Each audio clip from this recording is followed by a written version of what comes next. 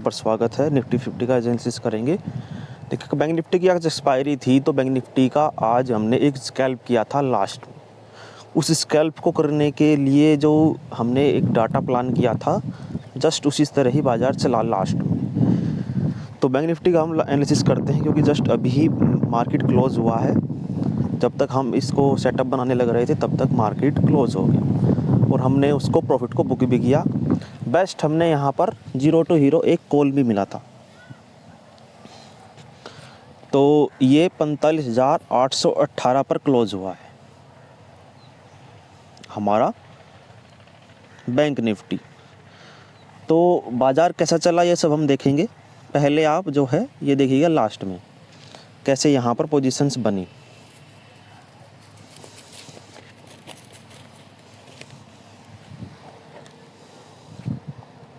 तो निफ्टी 50 का देखते हैं सबसे पहले हम। तो कल का बाज़ार देखिएगा कैसे चला था और हम इसमें आपको दिखाएंगे कि हमने कहाँ पर कल की पोजीशंस को होल्ड किया था। तो कल के निफ्टी 50 के एनालिसिस में आपने देखा कि मार्केट अच्छा खासा बुलिश था और लास्ट में आकर के 22,000 का जो लेवल था, 22,020 का जो लेवल था, उस लेवल तक बाज़ार को जाना था। पर मार्केट फिर निफ्टी के एक्सपायरी के कारण मार्केट जो है एक रेंज में फंस गया था, जो हमने आपको बताया। तो हमने एक BTST के लिए एक प्लान किया था।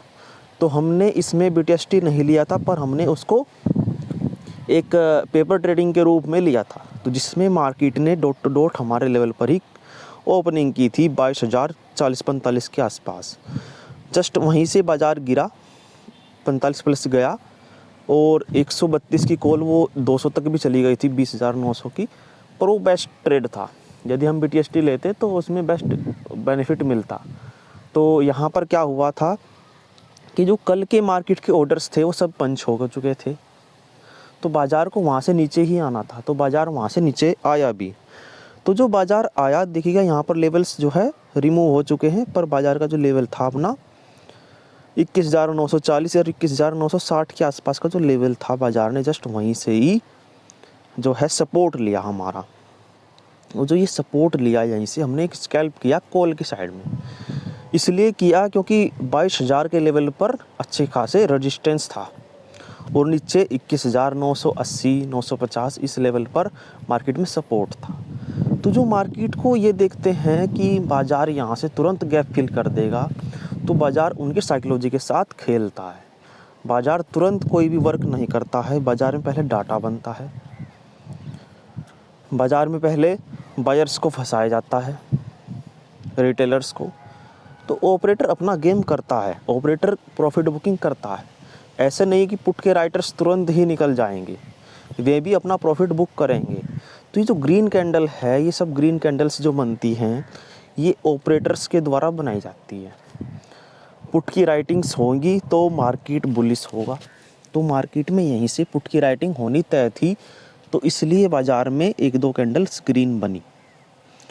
हमने इसी कैंडल में ही 2 कैंडल्स के अंदर ही टारगेट को बुक भी किया। इसीलिए क्या, क्योंकि 22,000 के लेवल पर रेजिस्टेंस जनरेट हो रहा था। फिर से बाज़ार एक कैंडल में नीचे आया तो हमने फिर से स्कैल्प किया, क्योंकि जो बाज़ार का मोमेंट है वो ऐसे ही होता है। तुरंत कभी भी गैप फिल नहीं होता है, तुरंत कभी भी मार्केट बड़ा फॉल नहीं दिखाता है, तुरंत मार्केट कहीं पर भी एकदम से बुलिश नहीं होता है। उससे पहले वहाँ पर डाटा बनेगा, कन्फर्मेशन होगी, हो सकता है रिटेस्ट भी हो। तो ये सब लेवल्स जो है धीरे धीरे चलते हैं, ऐसा नहीं, क्योंकि ये बहुत ही हाई वॉल्यूम्स का इंडेक्स है और इसमें कहीं पर भी आपको तुरंत ही कंडीशंस बनती हुई दिखेंगी।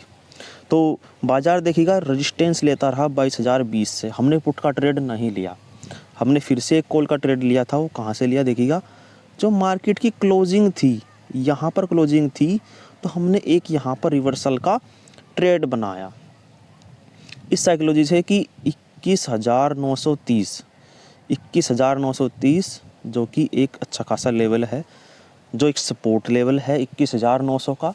क्योंकि वहाँ पर राइटिंग हो रही है कॉल की राइटिंग, पर तुरंत नहीं बाज़ार गिरने का है, एक रिट्रेसमेंट ज़रूर करता है। तो हमने यहाँ पर एक कॉल का ट्रेड बनाया था जिसमें 10 पॉइंट्स हमको कैप्चर हुए और एक इंगल्फिंग कैंडल का भी फॉर्मेशन हुआ था। तो लेकिन बाज़ार में बियरिश प्रेशर था 22,000 से 21,900 की तरफ, तो बाज़ार देखिएगा नीचे आता चला गया। तो हमने फिर कोई भी ट्रेड नहीं बनाया क्योंकि कोई भी डाटा नहीं बन रहा था। बाज़ार यदि 21,840 आएगा तो हम यहाँ से कॉल का ट्रेड बनाएंगे। यदि बाज़ार ऊपर जाएगा तो हमने वहाँ पर पुट का ट्रेड बनाना है, लेकिन वो भी कहाँ से, हमको पुट का ट्रेड दिख रहा था 22,020 से ही। यदि बाज़ार टॉप पर पहुँचेगा तभी हम लेंगे, अदरवाइज़ बिल्कुल भी रूल से अलग नहीं चलना है। Rule is rule. फिर मार्केट देखिएगा धीरे धीरे धीरे धीरे एक ट्रेंड लाइन फॉर्म में ऊपर की तरफ चल रहा था। तो ट्रेंड लाइन में मार्केट को कभी भी यही नहीं देखना चाहिए कि मार्केट में यहीं पर ही कॉल ले लें। यदि मार्केट में ट्रेंड लाइन से बुलिश है बाज़ार तो तुरंत कॉल की बाइंग नहीं करनी है, क्योंकि ट्रेंड लाइन का ब्रेकडाउन भी हो सकता है, जैसे कल हुआ था, सॉरी कल नहीं परसों हुआ था। हाँ, हम देखिएगा, हम आपको बना करके दिखाएंगे। 5 तारीख का बाज़ार है, हम आपको ट्रेंड लाइन बना कर दिखाएंगे। चाहे आपने एनालिसिस नहीं की हो, जो एनालिसिस की वीडियो नहीं देखी हो, लेकिन आपको प्रॉपर दिखेगी कि कैसे ट्रेंड लाइन पर मार्केट में ट्रैप बना दिया जाता है। जब यदि बाज़ार में होप ट्रेडिंग करोगे तो मार्केट आपको निकाल देगा। मान लिया ये हमारी ट्रेंड लाइन है, मार्केट में बुलिशनेस है, बुलिश प्रेशर है, हाई लग रहे हैं, तो बाज़ार देखिएगा ट्रेंड लाइन का ब्रेकडाउन किया और बाज़ार को गिरा दिया नीचे। और कॉल का प्रीमियम्स बहुत ही धीरे धीरे, टाइम ज़्यादा लग रहा है। कॉल का प्रीमियम्स बढ़ तो रहा है पर उतनी स्पीड से नहीं बढ़ने का जितनी स्पीड से बढ़ना चाहिए। इसलिए क्योंकि जो बाइंग है, जो इंस्टीट्यूशनल्स बाइंग है, जो FIIs DII करते हैं, वो इतनी स्पीड से नहीं करते हैं। वो धीरे धीरे धीरे धीरे धीरे धीरे करेंगे, जिससे कि कॉल का प्रीमियम्स भी ना बढ़े और शेयर्स का भाव भी वहीं पर ही रहे। तो इसलिए जब जब बाज़ार डिप लगाएगा तब तब वे बाइंग करेंगे। देखिएगा बाज़ार ने फिर से अगले दिन डिप लगाया 6 तारीख के बाज़ार में। मार्केट ने फ्लैट ओपनिंग करी थी कल, तो मार्केट देखिएगा कल भी यहीं से ही निकला। ये लो था 730 का, 724, 720 और 730 के लेवल का, और बाज़ार यहीं से ही ऊपर की तरफ निकला है। तो ऐसा नहीं है कि बाज़ार चलता नहीं है। फिर मार्केट में जो बाइंग कर रहे थे 5 तारीख में, उन्होंने प्रॉफिट बुकिंग भी करनी थी, तो इसलिए बाज़ार में गैप अप ओपनिंग हुई। तो बिल्कुल ही एग्जैक्ट। और जो मार्केट में कॉल के राइटर बैठे थे उनको भी प्रॉफिट करना था, तो बाज़ार ने उनको प्रॉफिट कराया। मार्केट ने नहीं कराया, वो खुद कराते हैं। 22,000 का लेवल एक साइकोलॉजिकल लेवल है। 21,000 के नीचे, 22,000 के नीचे बाज़ार को ले जाया जाएगा, ये हमको डाटा देखने से पता लगता है। तो आपने देखा कि मार्केट में कैसे हमने ये लेवल्स डिफ़ाइन करे। मार्केट में हम फॉल एक्सपेक्टेशन कर रहे थे, वो फॉल हुआ भी, पर हमने जो है टॉप का इंतज़ार किया। और यदि हमको कॉल की बाइंग करनी है तो हमको बॉटम का इंतज़ार करना है। रूल इज़ रूल, रूल नहीं ब्रेक करने हैं। कहीं पर भी बीच में, कहीं पर भी किसी ट्रेंड लाइन में नहीं एंट्री लेनी है। तो बैंक निफ्टी के देखिएगा एक्सपायरी थी, तो बैंक निफ्टी में हमने एक अच्छा खासा स्कैल्प किया था, और जो है इन कैंडल्स में ही हमने उसको बुक किया था, क्योंकि मार्केट यहाँ से रेजिस्टेंस ले रहा था। तो मार्केट के रेजिस्टेंस पर ही हमने उसको बुक भी किया था। हमने इसलिए स्कैल्प किया क्योंकि 45,800 पर सपोर्ट था। तो 45,800 के नीचे बाज़ार मिल रहा था हमको 3 बजे के आसपास। देखिएगा 3 PM कैंडल कहाँ पर बन रही थी। ये 3 PM कैंडल है, बड़ी सिंगल फिंग कैंडल, हम आपको दिखाएंगे, डिनोट कराएंगे पूरा। ये वाली, ये जो है 3 PM कैंडल है, तो हमने इसके जो है हाफ में ही एंट्री ले ली थी। और जब ये मार्केट यहाँ से 40 तक का हाई लगाया तो 45,800 का जो है प्रीमियम्स, वो हमको यहाँ पर जो है 10 या 11 रुपये के आसपास मिल रहा था। इस कैंडल में जब मार्केट हाई लो के आसपास चल रहा था तो 10 से 11 के आसपास मिल रहा था।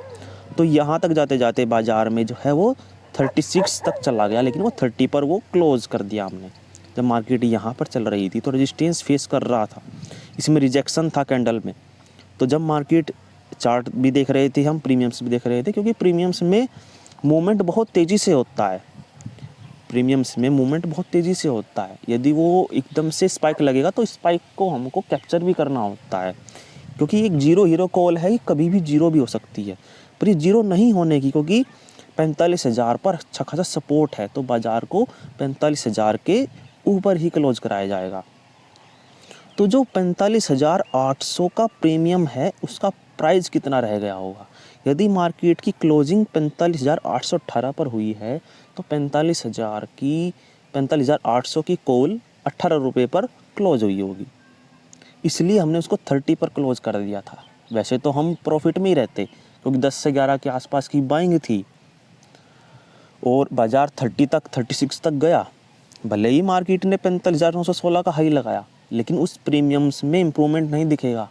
इसलिए नहीं दिखेगा क्योंकि सेटलमेंट प्राइस पुट की तरफ के राइटर नहीं थे। ऑप्शन चैन को देखने से पता लगता है यदि प्रीमियम्स में बिल्कुल भी बढ़त ना दिखे और प्रीमियम्स की वैल्यू 1 रुपये से नीचे चली जाए, 0.5 मतलब 5 पैसे की, 10 पैसे की, तो वहाँ पर प्रीमियम्स में इम्प्रूवमेंट नहीं दिखता है।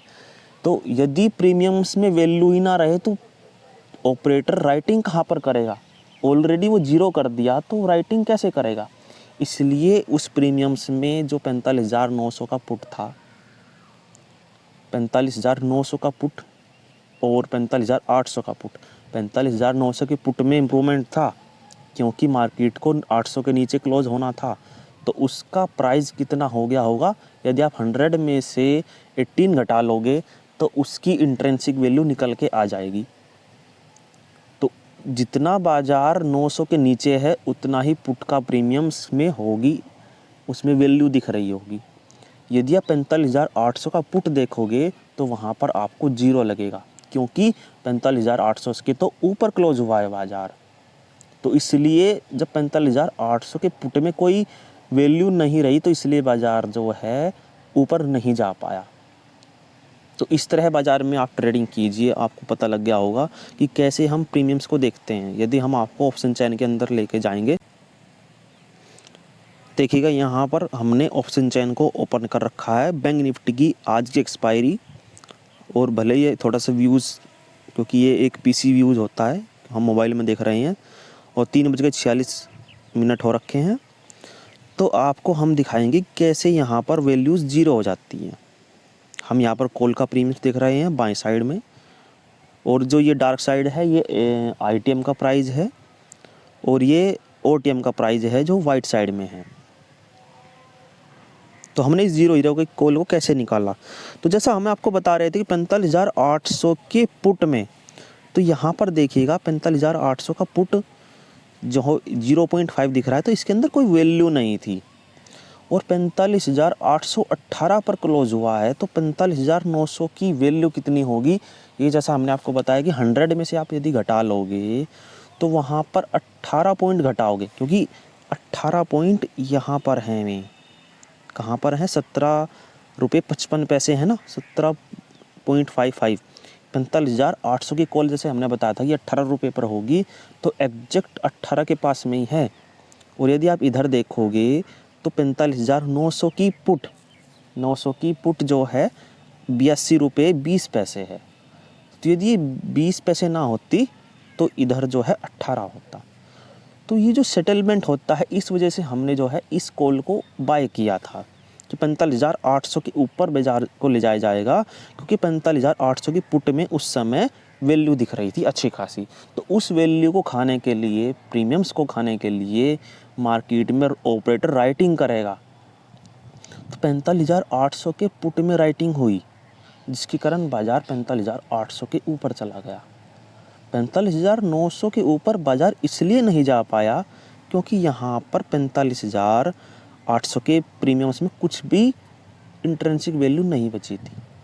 45,900 के प्रीमियम्स में बची थी, पर वो पूरी की पूरी इंट्रिंसिक वैल्यू थी, टाइम वैल्यू कुछ नहीं थी। तो इस तरह टाइम वैल्यू इंट्रिंसिक वैल्यू को कैलकुलेट किया जाता है, और इंट्रिंसिक वैल्यू उसकी एक्चुअल वैल्यू होती है कॉन्ट्रैक्ट प्राइस की। जितना प्राइस चल रहा है और जिस स्ट्राइक प्राइस की आपने कॉल या पुट खरीद रखी है, यदि कॉल खरीद रखी जितना प्राइस इसके ऊपर चल रहा है, जैसे कि 45,800 से 45,818 पर क्लोज हुआ है, तो उसकी इंट्रिंसिक वैल्यू कितनी हुई? तो यहाँ पर देखिए आस्क प्राइस, आस्क भी आपको लगेगा कि हाँ आस्क प्राइस जितनी, आस्क मतलब जितनी उसकी मांगी गई प्राइस है उतनी ही एलटीपी है। तो जितनी LTP उतनी आस्क प्राइस, मतलब कि दोनों के इक्वल हो गया है प्राइस। इक्वल होने पर प्राइस में जो है कोई मूवमेंट नहीं होती है, जितनी उसमें टाइम वैल्यू होती है वो टाइम वैल्यू पूरा का पूरा ऑपरेटर एक्सपायरी तक खा लेता है। भले ये टर्म्स जो हैं बहुत ही ज़्यादा डिफ़िकल्ट होते हैं, तो इन सब टर्म्स को सीखना पड़ता है धीरे धीरे। थोड़ा सा OI का भी इसमें मैटर होता है।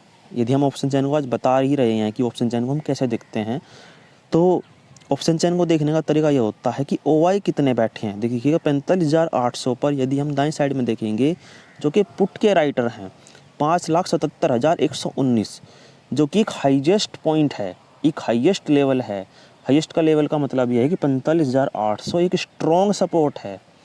और यदि 45,800 पर हम इस तरफ देखेंगे, कॉल की तरफ देखेंगे जो मार्केट को बियरिश करते हैं, तो 5,05,759 मिलेगा आपको वैल्यू। तो मतलब कि वेटेज को देखते हैं तो वेटेज जो एक्चुअल इनके बीच में डिफरेंस है, एक्चुअल डिफरेंस का मतलब इनके बीच में PCR रेशो, तो PCR रेशो से आपको पता लगेगा कि मार्केट में पुट राइटर्स ज़्यादा हैं। अब हम आपको यहाँ पर भी दिखा सकते हैं कि एक्चुअल में जो है कैलकुलेशन कैसी होती है। यहाँ पर 38,09,370 है, यहाँ पर 57,46,000 है। भले ही कॉल के राइटर्स ज़्यादा हैं, पर जिस स्ट्राइक प्राइस पर ऑपरेटर्स बैठे हैं, सपोर्ट क्रिएट कर रहे हैं, तो मार्केट को बुलिश करेंगे। जो किसी कॉल के प्रीमियम्स पर राइटर बैठे हैं तो मार्केट को बियरिश करेंगे। और ये वॉल्यूम है 29 करोड़, इधर 32 करोड़ की, इन सब को आपको एनालाइज करना होता है। तो ऑप्शन चेन के अंदर हमने बहुत कुछ देखने को मिलता है आपको। तो और ज़्यादातर जो है किस तरफ के प्रीमियम्स में रेडनेस ज़्यादा है, मतलब कि किस तरफ के प्रीमियम्स ज़्यादा गल चुके हैं, तो आपको OTM के प्राइस हमेशा गले हुए दिखेंगे। और OI चेंज को भी हमको देखना होता है। हम जो है एक्सपायरी के दिन बहुत कुछ देखते हैं, LTP change, OI change, volumes, delta, ये सब देखते हैं। IV कितनी चल रही है, इम्प्लाइड वोलेटिलिटी कितनी चल रही है, सब देख करके ट्रेड लिया जाता है। जिस तरफ के प्रीमियम्स में जो है प्लस OI चेंज यदि प्लस होता है, ग्रीन OI चेंज होता है, मार्केट ज़्यादातर उस तरफ एक्सपायरी को क्लोज़ कराती है, रेजिस्टेंस पर क्लोज़ कराती है। तो आज की एक्सपायरी के अंदर मार्केट में बैंक निफ्टी में OI चेंज कॉल की साइड में था। तो कॉल की साइड किन की होती है, रेजिस्टेंस की, तो मार्केट को रेजिस्टेंस पर क्लोज कराया जा गया है। तो इस तरह बाज़ार में आप देखिए, बाज़ार में आपको जो है ऑप्शन चेन की मदद लेनी पड़ेगी। प्राइस एक्शन, यदि आप प्राइस एक्शन पर ट्रेड करते हैं तो प्राइस एक्शन की, नहीं तो जैसे हम कैंडल स्टिक्स को पढ़ते हैं, कैंडल स्टिक्स के अंदर चल रहे प्राइस को पढ़ते हैं, ऑप्शन चेन के अंदर डाटा को पढ़ते हैं, उससे हमको कॉन्फिडेंस आता है और वे लेवल्स भी यहीं से निकलते हैं। तो इसी के साथ ही आज की वीडियो में इतना ही। धन्यवाद। कल का मार्केट हो सकता है गैप अप ओपनिंग करे, निफ्टी 50 के अंदर भी गैप अप ओपनिंग हो सकती है और बैंक निफ्टी के अंदर भी। तो कल का मार्केट है निफ्टी 50 की एक्सपायरी का, तो कल को बहुत ही अच्छे से प्ले करना है, सेफ प्ले करना है।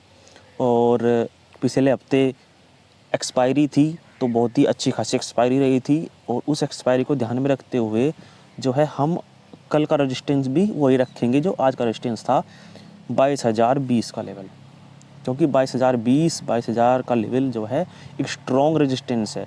फ्राइडे को मार्केट इसको ब्रेक कर सकता है।